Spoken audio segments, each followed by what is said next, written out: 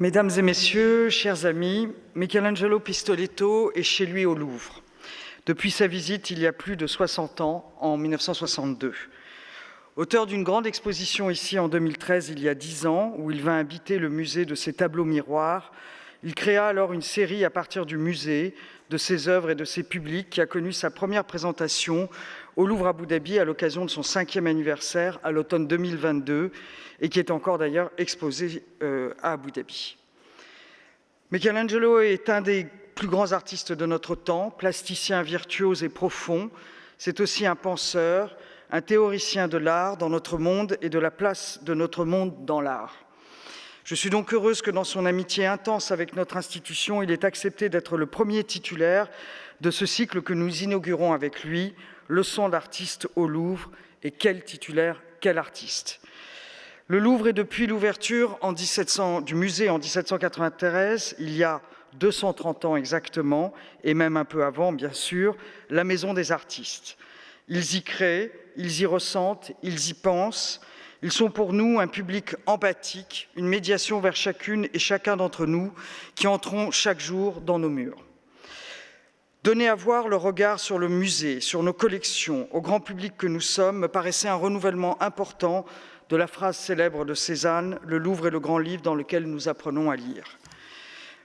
Pistoletto va donc, pendant ces 3 séances, une chaque jeudi pour les 3 prochaines semaines, lire le Louvre, lire le musée comme modèle à partir de ce cheminement si particulier qui est le sien, celui d'un artiste, d'un auteur, compagnon de route à la fois de Paris et d'Abu Dhabi.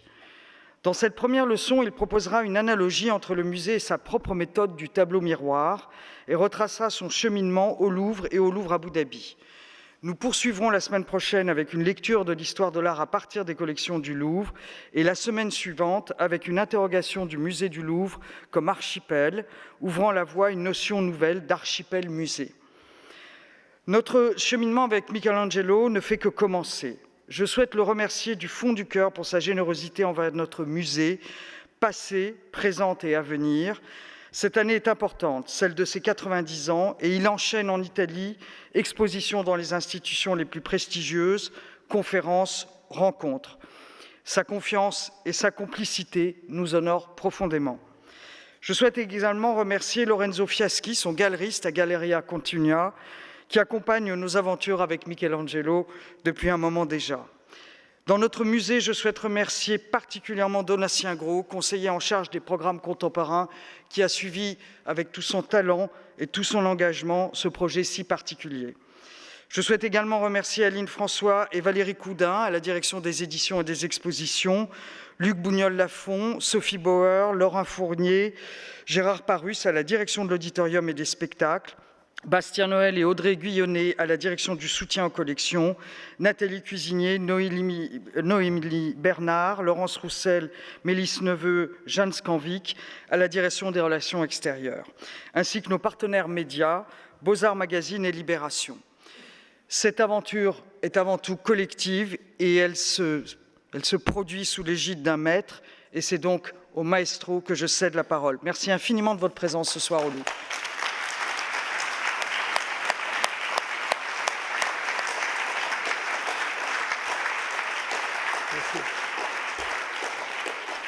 Je remercie chaleureusement la présidente Laurence Descartes parce qu'elle a dit de belles choses sur moi, bon, merci, et Donatien Grau, avec lequel on a beaucoup travaillé dernièrement pour cette séance. Et donc, et merci pour m'avoir invité justement à inaugurer les Leçons d'artiste au Louvre. Mais mon remerciement va aussi à Marie-Laure Bernadac et Henri Loirette, Henri de Loirette, auquel je dois l'exposition que j'ai pu faire ici au Louvre en 2013, intitulée « Année 1, le paradis sur terre », qui va être mentionnée dans mon exposition maintenant. Et encore merci à toute l'équipe du Louvre et un grand merci à tout le public présent qui est, je ne vois pas très bien, c'est un peu noir, mais je le vois très nombreux. Merci beaucoup à tout le monde. Donc,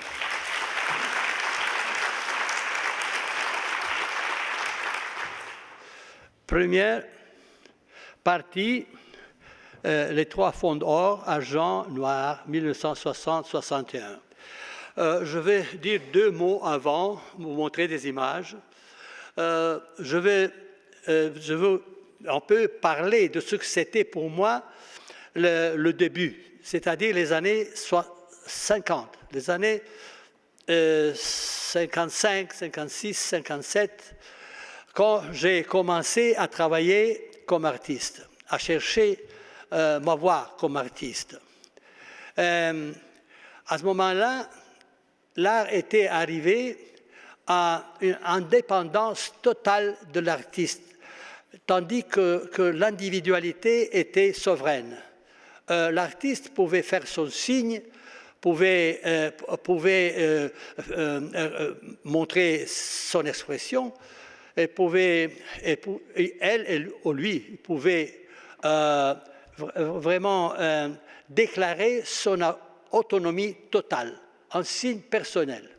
C'est à ce moment-là que j'ai vu que l'art, que j'avais appris être une sorte de relation avec le monde, avait perdu toute relation avec le monde. C'était l'artiste isolé. Mais c'était quelque chose que l'art n'avait jamais rejoint, parce que c'était vraiment quelque chose d'impensable que l'artiste soit totalement responsable de tout. Tout tombe sur l'individualité de l'artiste. Alors, je me suis dit, qu'est-ce que je vais faire?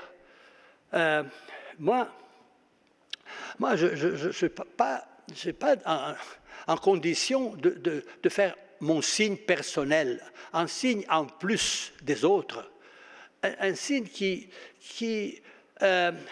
je devrais inventer et me identifier avec ce signe. Alors, moi, je ne pourrais pas dire que ça, c'est mon identification. C'est quelque chose que je produis et après, je m'identifie à ce signe. Alors, c'est pour ça que j'ai commencé à penser quelle était vraiment mon identité. Qui je suis? Pourquoi j'existe? Quelle raison m'a porté sur cette planète? C'est ça. C'était vraiment, comme individu, je me suis posé toutes ces questions. Le pourquoi. Je me suis senti ignorant. Ignorant. Je pensais que je ne me connaissais pas. Je ne savais pas que j'étais. Alors, c'est à cause de cette ignorance que je me suis mis devant moi-même comme ma figure. Je ne peux pas nier que j'existe parce que je me vois dans le miroir. Et je vois que dans l'histoire de l'art, le miroir a toujours été utilisé pour faire un autoportrait, utilisé par l'artiste pour se reconnaître. Alors je dis, je vais me reconnaître à travers mon autoportrait. Et alors j'ai commencé en 1965 à travailler sur l'autoportrait, en cherchant des matériaux, en cherchant des formes qui pouvaient de quelque façon faire sortir mon individualité de ce qui était l'isolement, de ce qui était la dimension unique et je peux dire totalement renversée vis-à-vis du monde. Donc, j'ai commencé à faire ces autoportraits et j'ai vu que, je vais vous montrer mon premier travail de 1960, c'est un fond or, donc vous voyez que mon visage, là c'est un autoportrait à dimension réelle, à échelle réelle, mais l'autoportrait, vous dites, c'est pas l'autoportrait, il n'y a pas de visage. Le visage et le fond sont les mêmes. Le visage, je ne pouvais pas vraiment me raconter, me représenter, parce que je ne me connaissais pas. C'est-à-dire, ce tableau montre comment je cherchais qui j'étais, mais que j'espérais le trouver dans ce processus que j'étais en train de faire, c'est-à-dire de travailler avec le fond.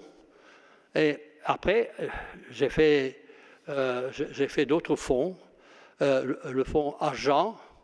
Là, vous voyez que la figure est là, mon visage est là, donc je me suis mis en condition de me présenter, mais pas dans le sens d'un vrai portrait de moi, mais de quelqu'un qui existe, quelqu'un qui est là, qui pourrait être quelque personne, n'importe qui. Donc, mais vous voyez, il y a aussi, et là c'est toujours 1960, il y a aussi un tableau fait par 2 panneaux. Et un des 2 panneaux, dans un des 2 panneaux, il n'y a personne. Et vous voyez comment l'argent commence à faire penser au miroir. La réflexion de la lumière nous amène à penser que c'est le fond à créer une possibilité pour cette figure. Et c'est comme ça que le 3e fond que j'ai fait, c'était noir, avec une vernis bien couvert une couleur noire bien couverte de vernis très brillante, a commencé, comme vous voyez, à montrer dans la toile ce qui était devant la toile, c'est-à-dire l'espace. Il y avait un espace qui s'ouvrait que je ne m'attendais pas. Je m'attendais à une réflexion de lumière, mais je ne m'attendais pas à une réflexion de la réalité. Et c'est à ce moment-là que je me suis un peu préoccupé. J'ai dit, mais qu'est-ce qui se passe maintenant? Qu'est-ce qui va se passer là-dedans, dans ce tableau? Mais j'ai l'impression que tout va s'ouvrir quelque chose d'inattendu. Et j'ai même fait le tableau après avec la figure tournée à l'envers. Donc c'est moi qui m'imprime, je m'imprime sur la surface et je regarde dans le tableau miroitant que j'ai appelé, j'en ai fait une série de 8, mais je les ai appelés le présent. Ce que je vois dans le tableau, c'est le présent. Le présent dans le sens de ce qui se présente et du temps qui n'est plus un temps figé, qui est un temps en mouvement. Donc ce temps en mouvement qui m'a troublé, qui m'a dit il se passe quelque chose d'extraordinaire. Et alors, j'ai fait un pas en plus et j'ai transformé ce fond noir brillant dans un fond de métal poli, c'est-à-dire des tableaux miroirs. Les tableaux miroirs, espace-temps, le présent qui passe et la photo qui reste.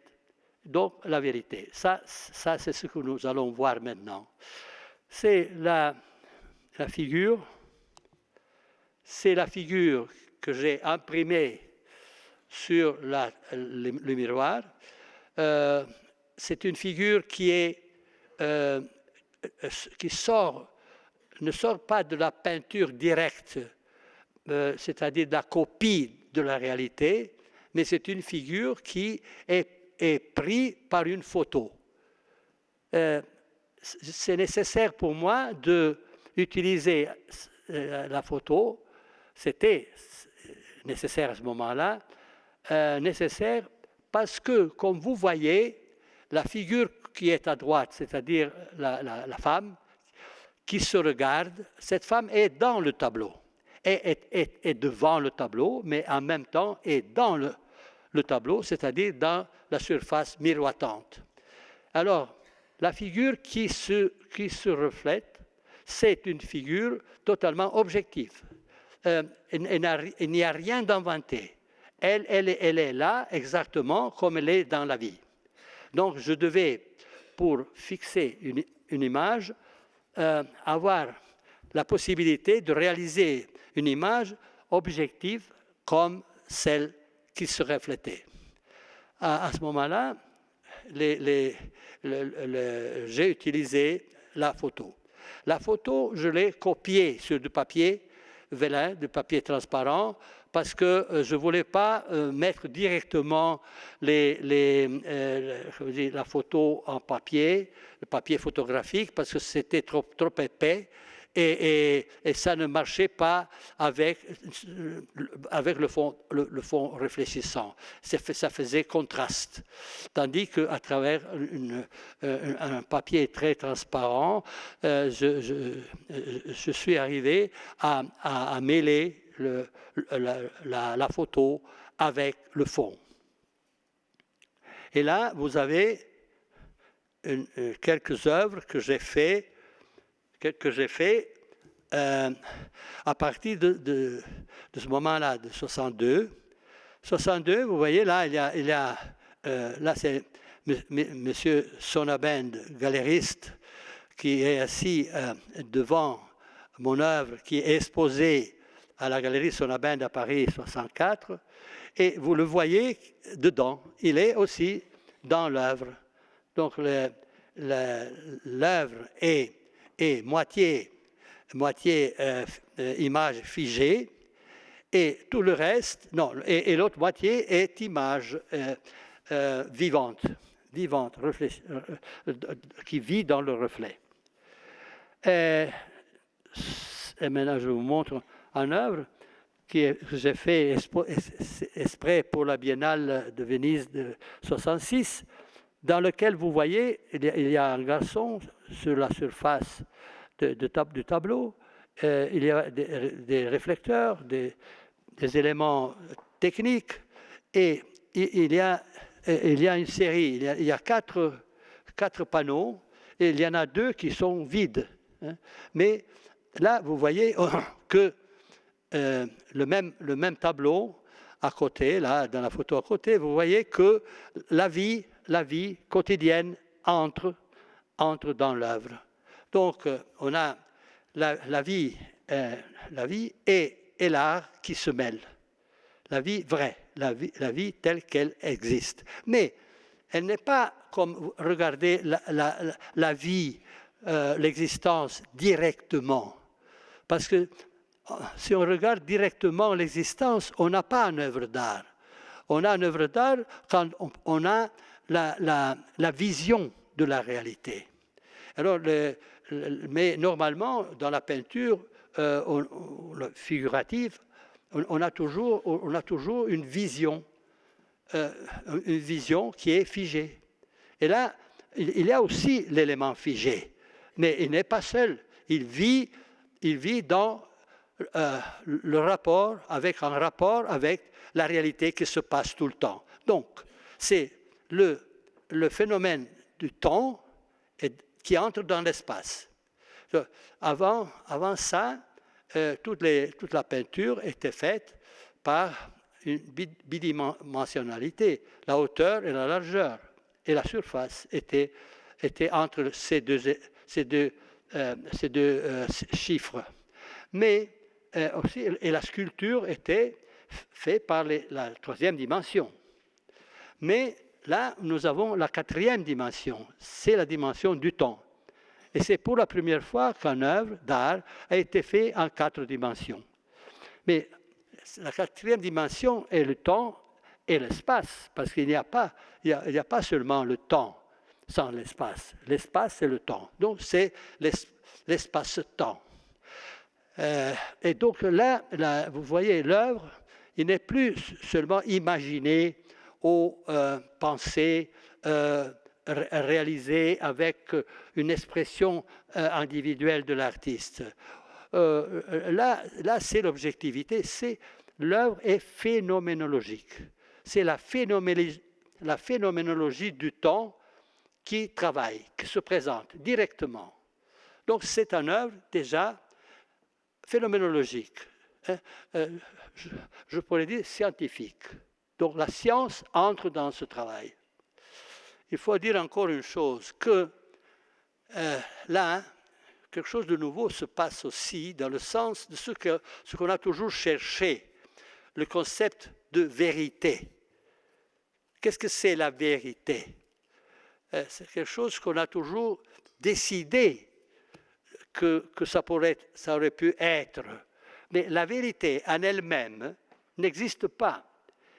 Il y a toujours une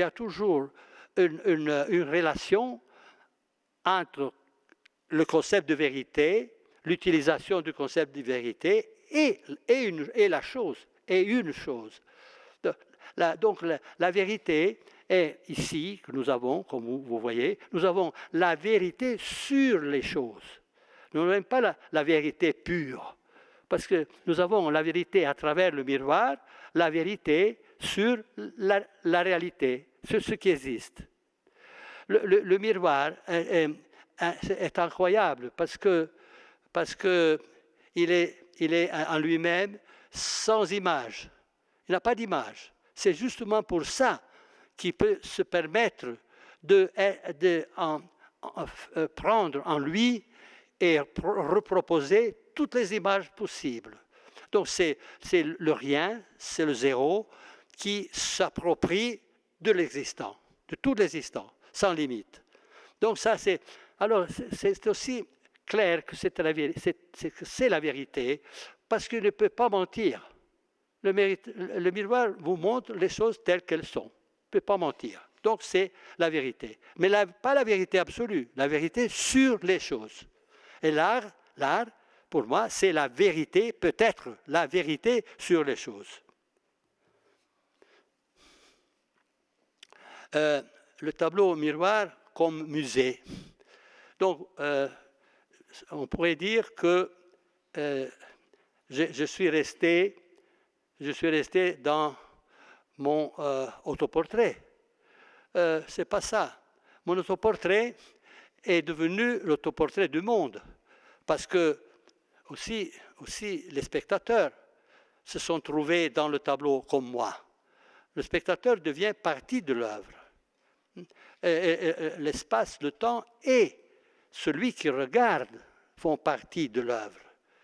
Donc, la société, les êtres humains qui pensent, parce qu'il faut penser. Si on ne pense pas, on ne se voit pas dans le reflet. C'est-à-dire les animaux, ils ont des problèmes à se reconnaître dans un miroir. Donc, le miroir, à travers l'art, n'est pas un objet quelconque, comme c'est dans la réalité, dans la vie normale.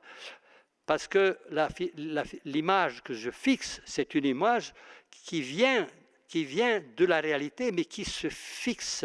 Donc, elle est une mémoire qui reste et participe au temps qui passe, au présent qui est toujours nouveau et qui va venir dans le temps. Donc, un jour, on aura le présent et en même temps, on aura l'image figée qui est la mémoire d'un moment passé. Et là, je crois que c'est important de considérer comment le concept même de musée entre dans mon travail. Parce que tout ce qui se passe, que je peux fixer, prendre, et de ne pas laisser passer, dans le miroir. Je ne le laisse pas passer. Je le prends, je le fixe avec une photo. Cette photo est la mémoire d'un moment qui va continuer à exister avec le futur. Et le musée est la même chose. Le musée est la mémoire d'un passé qui nous amène les informations de ce qui a existé aujourd'hui et nous permet de régler notre avenir en rapport à ce que nous pouvons connaître du passé. Alors, je peux dire que dans cette conception de de mémoire que j'ai fixé, posé sur la transformation perpétuelle du présent, est un miroir du passé. Mais pour moi, par exemple, le Louvre est un miroir du passé, mais est un miroir du passé dont les choses ne sont pas échappées, mais se sont figées. Donc, c'est la mémoire.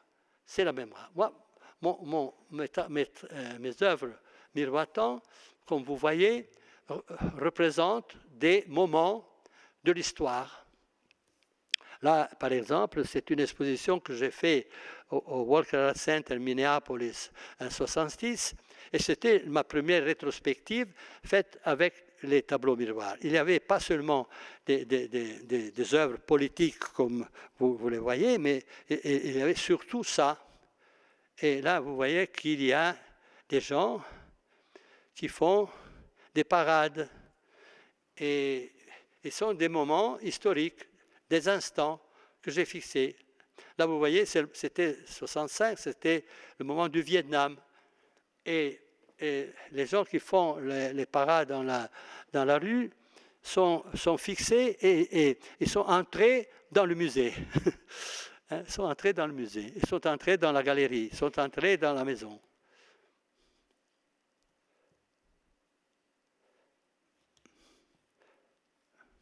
Non à l'augmentation du prix du travail.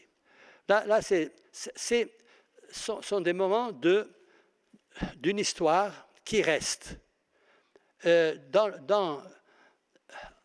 Avec ces images, dans le tableau miroir, dans le miroir derrière les images, on a le présent, on a notre présent. Donc le drame du passé, la situation dramatique de ce moment est disparue. Mais si vous pensez que le Louvre est une histoire du passé dont les moments de l'histoire sont figés par les artistes. Il n'y a pas. C'est un livre raconté. C'est une histoire. C'est une histoire qui nous rappelle ce qui s'est passé vraiment, la vie pratique, la vie physique, l'histoire, les guerres, la paix, les inventions, la création de n'importe quel degré, les objets, tout ça est un moment comme une photo de tableau miroir. Alors, le tableau miroir du musée du Louvre, moi j'ai fait une exposition ici, comme j'ai dit avant, dans les différents lieux, les différents secteurs du Louvre. Et mon travail était une sorte de relation, créer une relation, une réflexion, une relation avec les secteurs du Louvre. Et ce qui est le plus facile à montrer comme effet, c'est justement la présence des tableaux miroirs. Vous voyez, par exemple, là, c'est un tableau miroir que j'ai fait. Ce sont trois artistes de l'art pauvre, Anselmo, Zorio et Pennone, que j'ai fixés pendant qu'ils bavardaient ensemble. Mais dans le reflet, vous voyez les fonds or du Louvre. Vous voyez le Louvre dans mon travail. Mais le tableau, jusqu'à quand il est resté là, il a toujours eu ces fonds or du passé dans l'œuvre même.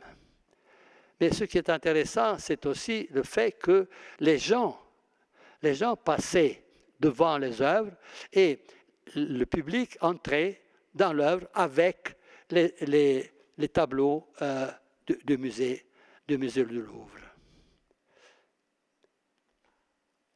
Là on a un travail qui est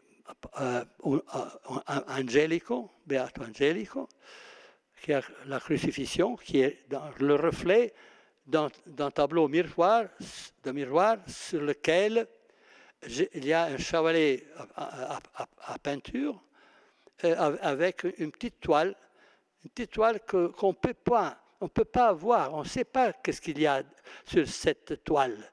Mais ça sera peut-être idéalement le spectateur qui va passer devant l'œuvre, qui va se voir entre le tableau miroir, et c'est-à-dire le tableau qui est non pas entre la toile du tableau miroir et la toile du fond, c'est-à-dire ancienne du Louvre. Donc vous voyez comment le spectateur devient le centre de la phénoménologie artistique. Le centre, parce que le spectateur est... il faut dire, ce qui est formidable, c'est que moi-même, en tant qu'artiste, et le spectateur, nous avons pris la même place. C'est pour ça que je me suis reconnu, je me suis identifié. Je me suis identifié avec le nous, pas seulement avec moi. Le spectateur et moi, nous sommes en condition de vérifier notre existence, notre présence. Mais ce qui est intéressant ici, de voir que tout ça se passe à travers un lieu qui nous permet de vivre tout le passé possible et de le porter à la quotidianité, de le porter à aujourd'hui. Et donc, le phénomène de tableau miroir qui pose la mémoire sur la surface miroitante et travaille de la même façon que le Louvre travaille pour le futur de tout ce qui va se passer. Et c'est pour ça que les gens ont faim de se connaître, de connaître leur existence. Et c'est pour ça qu'ils viennent si nombreux à visiter le musée. Les gens sont attirés par ce sentiment de se sentir part d'un futur qui est déjà défini comme mémoire. C'est-à-dire la mémoire du tableau miroir fait que ce que nous voyons devant nous-mêmes est aussi derrière nous-mêmes. N'est pas seulement devant. Ce que nous voyons devant, c'est l'infini. Mais tout ça, c'est derrière nous. Donc, c'est la réalité physique qui est dans le fini, qui va venir demain, qui va paraître demain. Mais nous avons toute une mémoire. Et un tableau, une mémoire historique, comme celle d'un musée. Mais chaque tableau est déjà une mémoire comme un musée d'un moment. Donc, pour moi, je pense que la fusion entre mon travail et le Louvre est formidable. La possibilité que j'ai eue de présenter mon œuvre ici, c'est incroyable, c'est formidable. Et ce qui est encore plus formidable, c'est qu'on peut aujourd'hui en parler et discuter comment tout ça peut devenir activisé peut-être dans le Louvre même, ce concept de passé qui se renvoie dans le futur et en faisant que le spectateur soit le protagoniste. Ça, nous sommes des êtres humains, nous sommes protagonistes dans l'art et dans la vie. Mais l'art nous donne la possibilité de comprendre qu'est-ce que c'est l'existence du temps et de l'espace. Donc, ça c'est pour moi extraordinaire d'être ici avec vous ce soir à raconter tout ça. Mais là, vous voyez, par exemple, d'autres œuvres qui sont dans l'exposition du Louvre de 2013. Là, il y a un sujet politique et dans le reflet, vous avez la bataille de Paolo Uccello. Et donc, le même sujet de guerre va être remis en question. Mais là, il y a un autre genre d'œuvre qui est mis en relation avec la Vénus de Milo, et sont deux femmes nues qui dansent dans le tableau miroir, et c'est une œuvre que j'ai utilisée en image qui a été faite par un grand photographe. Mais alors vous voyez, maintenant on a la possibilité de dire que j'ai fait, pendant le temps de mon exposition au Louvre, j'ai travaillé, j'ai fait une série d'œuvres qui représentaient le Louvre, qui représentaient les sculptures, les lieux du Louvre, avec les spectateurs. Et ces œuvres, je les ai réalisées, j'en ai fait plusieurs, et ce qui est intéressant, c'est que ces œuvres sont maintenant présentées au Louvre, à Abu Dhabi. Là, vous voyez, il y a des gens, des spectateurs de Louvre, de Paris, de Louvre. Il y a une femme, une spectatrice de Louvre d'Abu Dhabi qui est présente. Et il y a une sculpture des Trois Grâces qui sont au Louvre, mais à ce moment-là, ils sont aussi exposés à travers mon tableau miroir, sont exposés à Abu Dhabi. Et donc, c'est une relation entre les deux Louvres, à travers mon œuvre et à travers le spectateur, à travers les œuvres. Là, vous voyez, c'est encore notre miroir, tableau miroir du Louvre, qui est dans une des salles d'Abu Dhabi, du Louvre d'Abu Dhabi. Donc, dans chaque salle, il y avait un œuvre miroir qui rapprochait les spectateurs et les sculptures du Louvre à Abu Dhabi.